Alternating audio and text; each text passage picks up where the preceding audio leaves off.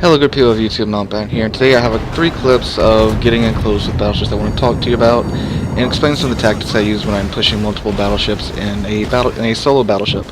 So as you see here, I'm going in the curve first, and there's a North Carolina in front of me. He is my main target, so I'm going to get my bow pointed toward him while keeping a little bit of an angle to where my secondaries can still get at him. When you're pushing in close, you want to definitely be in a battleship that is, suits that role. You want to stay with a lot of health, really good armor, and the curve first and most of the German line is really good for that. The French line is also pretty good at that because they have a ton of secondaries that are really fast and maneuverable, and their armor is a bit trolly. But as you can see here, I'm pushing in the North Carolina. There was a cruiser with him, but my secondaries took care of him. And now as I'm getting closer and closer to the North Carolina, I'm angling to where I can get a full broadside on him when I get to him. However, the other team's curve first shows up, and now I have a choice to make. Do I continue to the North Carolina, or do I try to take out their curve first? So what I decided to do is I shove a salvo into the curve first and begin to brake, and well, I don't brake, I just begin to turn. Yeah, there we go, now I'm braking toward their curve first, because while taking out a tier 8 battleship is good, taking out a tier 10 battleship is even better.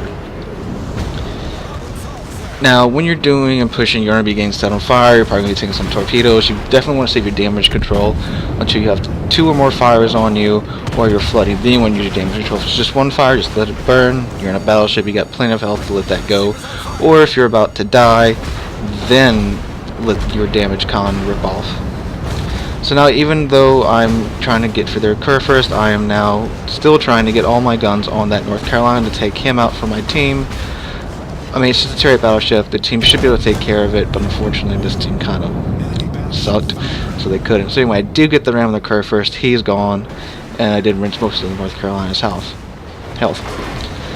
Now I'm in the Republic pushing a lot of ships because my team wanted to go A and B, but by the time I got here, most of them had bailed, and most of them went from B down to C, and the ones that went me to A decided to go look at some polar bears on the ice caps. You can see them up there on the corner of my mini-map. So the situation I'm in now in the Republic is there's a bunch of ships in front of me and surrounding me, and I'm basically going to die. So, I actually took out a decimal points there that have been annoying me with some HE spam.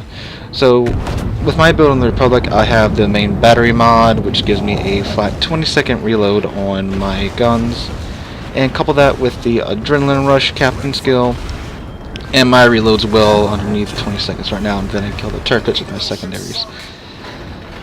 So, and I'm at such low health that my reload is just really fast for a battleship. I mean, like an under 20-second reload on a battleship with 17.5-inch guns. That is amazing damage potential.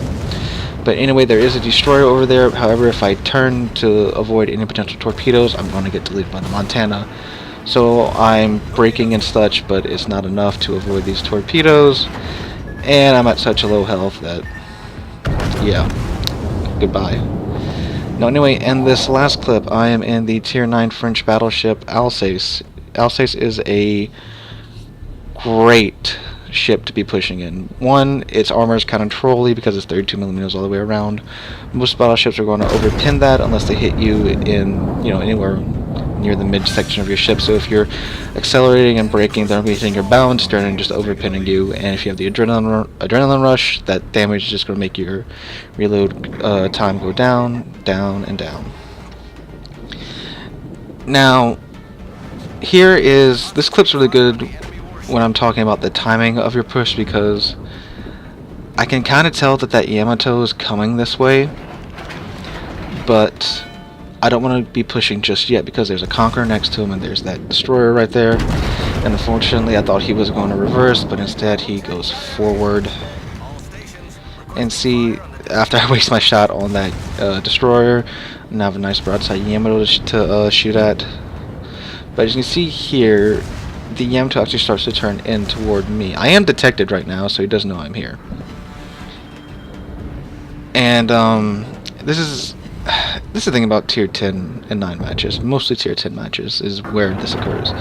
It kind of becomes just a staring contest between the two teams. Especially over a cap like what is this, a C cap? Yeah, this is a C cap.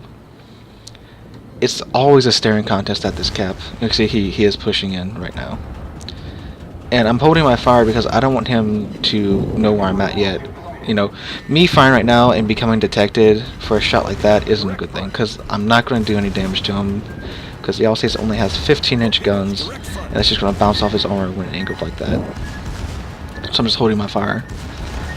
And that's another thing that you want. You want to time your push when either their guns are pointing at the other direction and you're undetected, or they're distracted. So he's kind of distracted right now, so I pop my speed boost and then I start to push in. Alsace is far more maneuverable than Yamato without the speed boost, so I just pop the speed boost to just give me that little bit more edge. But now he's swung his ship around to get his guns on me. Yamato also has a very long turret traverse time, so if you can outrun his turrets, he's done. And that's what I was attempting to do here, but he compensated for that by swinging in on me. Now he's swinging out, presumably to not get beached. Or, I'm not really sure why he swung out. He should just swung in. He could have pinned my bow armor. But anyway, he begins to swing out and throw it into reverse. And now I am rotating my turrets to the left just to make sure that I can get all 3 turrets on his broadside as I sail by him. And there's also a Conqueror coming up to my right. I am aware of that, and I am planning on ramming him after I do a drive-by on this Yamato.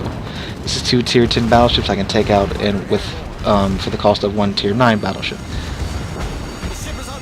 Now, granted, the team is winning this pretty well already, but this is, of course, a good trade in any situation. So drive-by on the Yamato, I have plenty of time to wait and take the perfect shot, which I do. Goodbye, Yamato. And then, hello, Conqueror and friendly torpedoes. Now, the Conqueror does have the lull heal, but he's at 40,000 health right now, and I have 74,000 health. On the Alsace, when you ram, it does your full amount of HP. You can be at 1 HP, and it'll still do the full amount that your ship had when the match started. So it doesn't matter what HP you're at, ramming is always a good thing. And I do tap the Conqueror on the buttocks right here, and he goes down. Now these are just some good examples of, pushing in, when it kind of works, like in the Curve First, when it doesn't work in the Republic, and when it goes off perfectly, like here in the Alsace. Anyway, if you like this video, make sure you drop a like, leave a comment, and subscribe. We're going to push to 200 subscribers, and when we get there, we're going to have a 200 subscriber special live stream, very much like the 100 subscriber special live stream. Everyone involved in that seemed to have a good old time, and we're going to do that again. So again, thank you all so very much for watching, and I'll catch y'all in the next one.